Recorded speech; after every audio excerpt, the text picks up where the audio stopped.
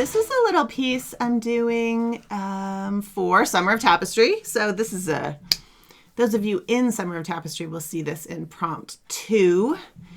Obviously, I need to get it finished so I can finish the photos for that particular week. But this little tapestry, I'll tell you the story because I promised, and Susan will hold me to it. This is my little book that I'm using it's my notebook for the class, Summer of Tapestry. And this particular page came from a hike I was on about a week ago with some friends near Twin Lakes, Colorado. So it's this beautiful deep lake, and as you walk along the shore, you're sort of looking down into the lake, and you can see that the water, I love the color of the water, that it's really sort of yellow-green near the shore where it's shallow, and then it gets deep so fast that it's quite deep blue. And then as you look away, it's more white or lighter blue. So that's what I wanted to capture in this little weaving. And then I also wanted some of the trees in there. So I'm doing sort of a stylized trees on the side. And I didn't want to turn this sideways. I don't want the trees to look like this because I really wanted that feeling of being above the water. The trail goes, above the water and you're sort of looking down, and I wanted that feeling in the tapestry. And this is just a picture of me hiking through the woods around the lake. So the whole idea of this particular practice, which I've been doing for a long time, if you've been following me, you've heard about my petrified forest tapestries, and I call these my tapestry diary. Basically, it's just a reflection, a way to make me pay attention I usually do things from when I'm outside. It's a lot of travel, when I'm traveling or when I'm outside.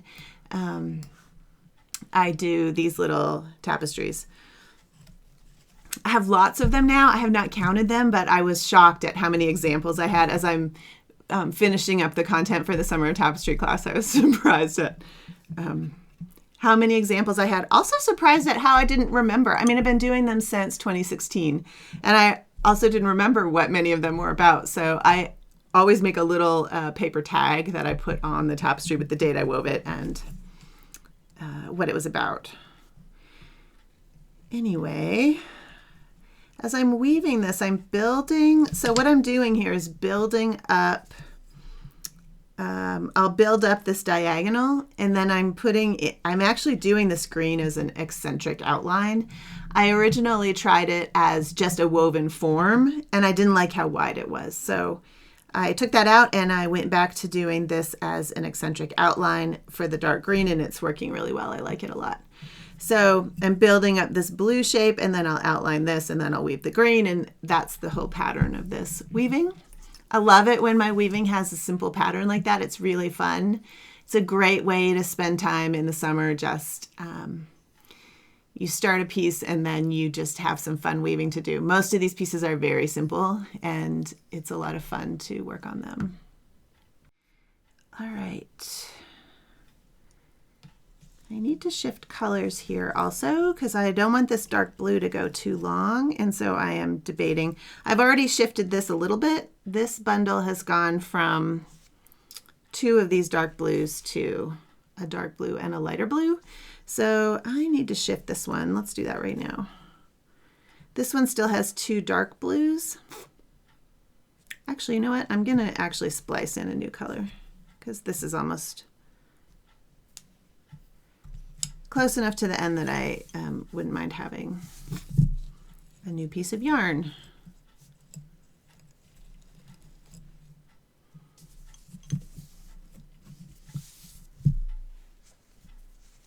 So then I'll see if you can see this. So then I'll have one, I'm just gradually changing the colors here. This is Weaver's Bazaar Fine. I don't want too much of this. So it's always a judgment of, well, how much do I want? Maybe that much. Plus a little bit.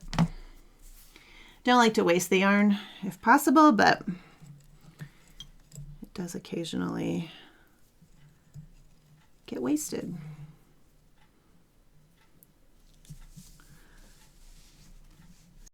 let's see. Actually, right here is where I want to put that outline.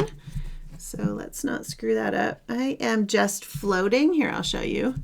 I'm just floating. I wonder if I can get closer there. Floating these little green things up. That's why that looks so funny there, because in this case, I don't care what the back looks like. So I'm just taking, I have 2 strands so that I end up not having the float on the edge. Those of you who've taken my classes will recognize that from when I teach irregular or regular hatching. I don't like the floats to be on the edge of the form. So I wouldn't float this up on one of the points just because there's a subtle difference in how it looks. Just my opinion. You can do it how you like it. So I'm also only using 1 strand for the outline. I didn't like how thick it was with 2 strands. So that is always an option if you want something to be more delicate. Make your weft bundle thinner for that bit. Tapestry tips. And then I'm just going to stick that back there and it will float up again. Magic. All right, so then this blue is ready. Then I fill in with this green. This set is 10 ends per inch on a Fringeless for Salvage warp, which is the warping method that Sarah Sweat taught me. Thank you, Sarah. And we did a class about it. So if you're interested in learning to do this kind of warp, I really love it for small tapestries. I've used it for some bigger tapestries too, but it's really fantastic for these small things. So the class is called Fringeless, which was Sarah's idea. It's a great, or maybe it was Dan's idea. Anyway, Fringeless is such a great name because the pieces don't have any fringe or hems or anything when they come off the loom.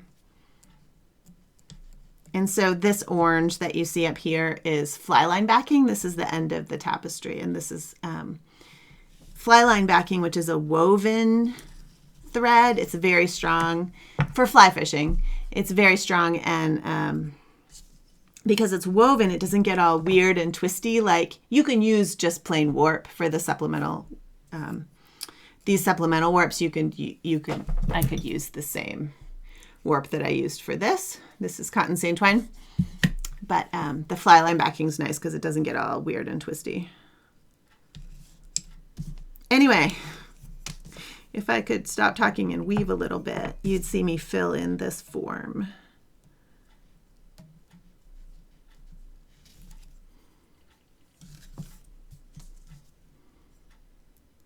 Ah, Sarah says it was Dan's idea. I thought I remembered that. He was brilliant at coming up with names for things, including many of your tapestries. That's interesting, Sarah. That's great. Your tapestries have great names, so now I know we can thank Dan for some of those.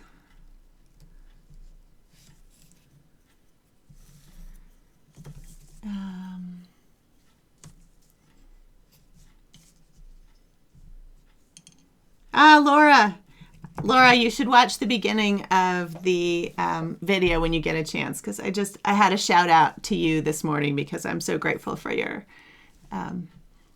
kind thoughts over all the years you've been following me.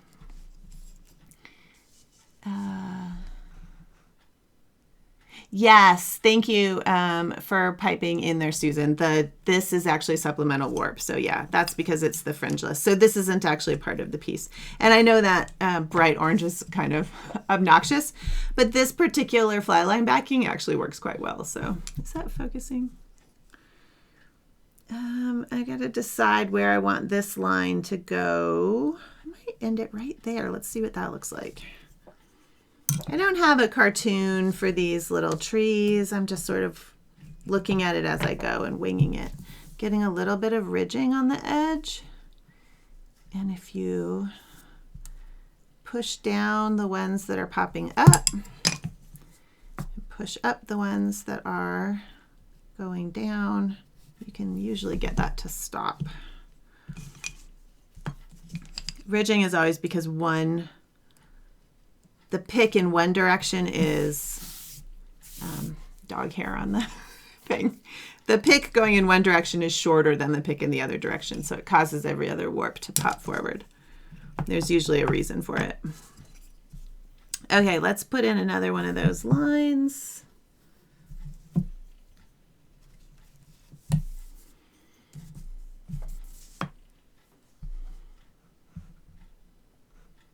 The size of the warp, Leslie asked what size this warp is. The tapestry warp is 26, and this is at 10 ends per inch. And I often use 26 cotton seine twine from Bachman's for the Fringeless because it's doubled. So because of the Fringeless technique, it ends up doubled. And I like, at 10 or 12 EPI, I definitely use the thinnest seine twine because it's going to be double thickness.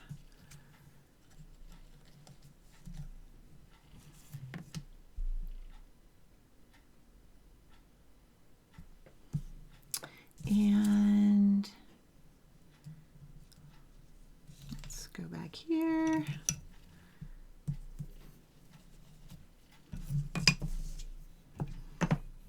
I love doing pieces like this because every time I'm weaving on this, I'm thinking about remembering that hike that I had along the lake and seeing in my head how beautiful the water was.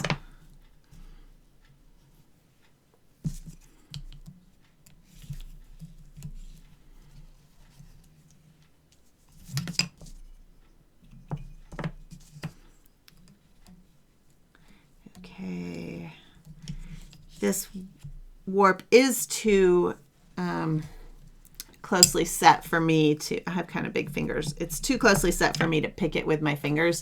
Actually, if this were on an upright stable loom, I might be able to, but that's why I'm using the shed stick. Also, definitely finding that I have a lot of floats lately, and probably more because I'm talking, but here, you see this? That is a float, and it's on the front. The ones on the back, sometimes I don't see for a while, but they create a double shot. There'll be a spot where the warp is showing.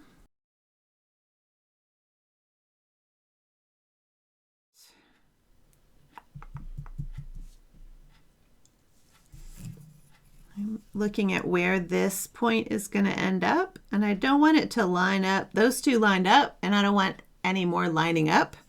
So I'm going to keep going with this.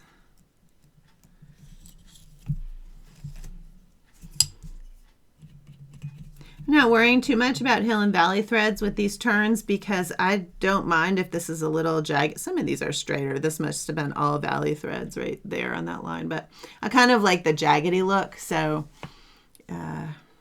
oops. And when not paying attention, let's see, actually, I want more of the lighter color here.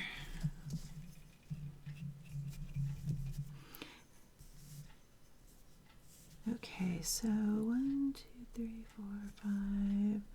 That was the last one. I think that's a good spot. So back to the outline. You just bring these up in a different spot and it works out great.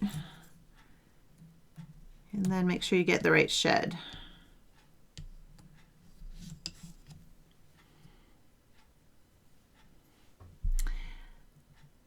Janina has a dog named Rosie, a blonde cockapoo. This dog we have, Rosie, is we call her long-tailed Texas Corgi, but I think she's part Corgi, and she does have a long tail. She might be part Dachshund. To really, my goal is just to get people interested in something that I think can be kind of life-changing, especially gosh, stuff has been hard the last few years. I mean, I think in any time in history, humans can say, gosh, things are hard. And everybody has their stuff, and it can be really tough. But for me, weaving has been a really great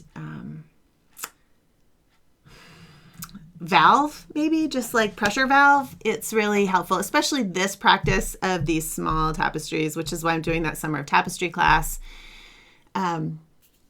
because it just helps so much. Like, it's been a tough month in the United States, and it really helps just to be able to sit down and weave, and it helps me let go of some of that stress. So I hope that's true for other people. That is a big motivator for me. Not that I think most of us are going to be making, I mean, it's a great goal to make tapestries that are going to be shown and sold and whatever. It's an amazing art form, and I definitely love seeing pieces made by students and other people I know that end up in shows and sold, and kudos, and it's a wonderful thing for the medium. But just being able to sit down and weave for the process of it has been so important for me, at least, and I hope for some of my students.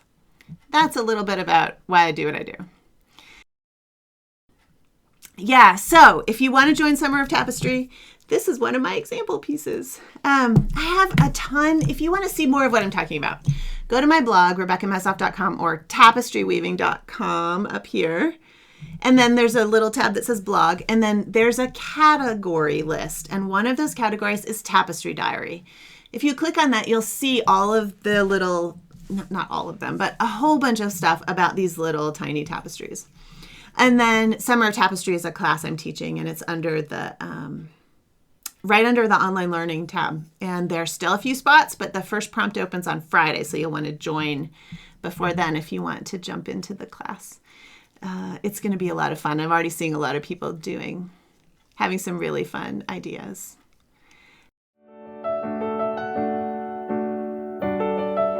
Summer's the time when I spend as much time as I can outside. I love to wander, and for me, the best places are in nature.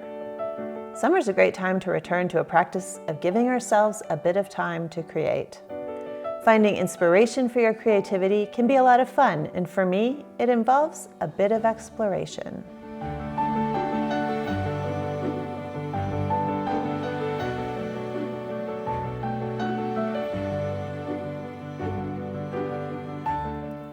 The places you want to wander might well be completely different than mine are. Perhaps you love sitting in your own front yard, watching the birds at a feeder, or flowers that you planted growing near you. If you're a walker, a good long ramble can be a great way to explore. If you love the city, you can find just as much inspiration there. I've had a personal practice for many years now of wandering, observing, noting things in photos or drawings, then making small tapestries about what I saw. Small things can be really engaging and offer subjects for small or even large weavings. There's beauty in both expansive vistas and in tiny things. Drawing, writing about, and then weaving something I experienced is also a fantastic way to remember a place or an event. Sometimes I do weave while out in the field or on a trip. Other times I sit still and observe, perhaps taking some photos or notes, and leave the weaving for camp or home. I started this Summer of Tapestry class in the summer of 2022.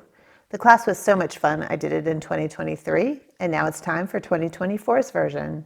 Groups in 2022 and 23 wove about every imaginable subject. There were flowers and buildings and events, as well as tapestries based on rhythms and stories and feelings. The classes have enjoyed hearing each other's stories and spent time encouraging each other to keep weaving.